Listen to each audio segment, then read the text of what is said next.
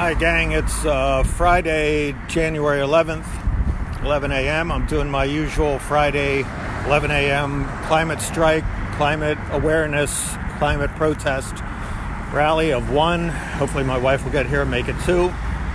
Anyone else wants to show up, that's great. I'm in Gettysburg, PA, right on the square of York Street crosswalk at the Gettysburg Square in Pennsylvania.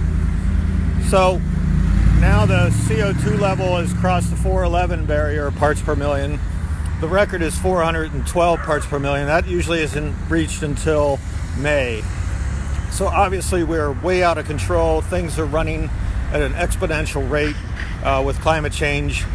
I feel that this summer is going to be probably one of those benchmark summers where the world finally wakes up to climate change.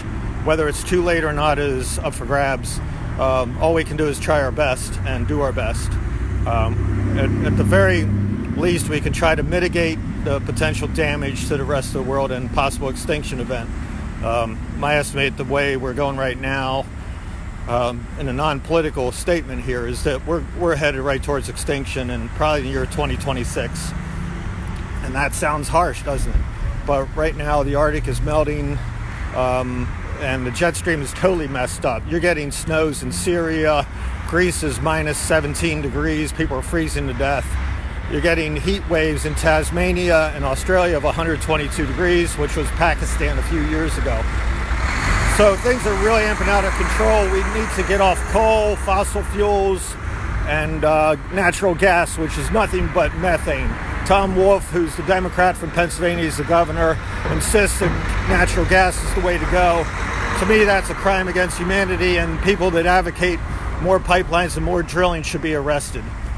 And that's just a fact. Anyone that's standing in the way of getting us out of this situation is committing crimes against humanity as far as politicians go.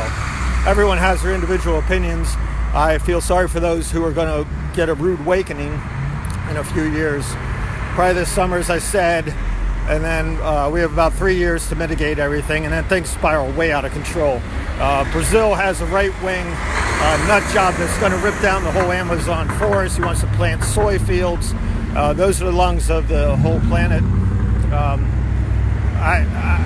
This is just unbelievable to me that people are not active in Pennsylvania, Gettysburg, or the United States.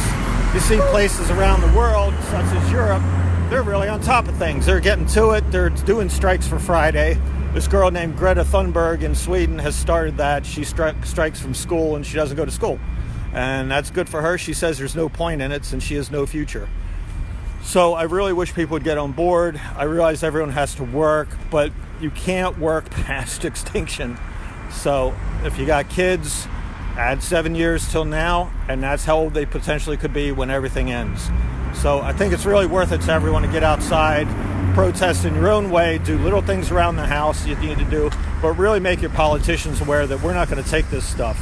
It is so out of control, and this summer, as I said, has the real potential to be a real problem for the whole world.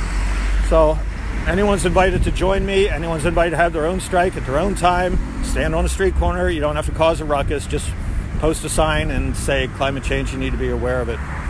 So hope everyone starts getting proactive because your lives depend on it, literally. So see you soon, hopefully. If not, everyone's going to be a climate change expert by the end of this summer. See ya.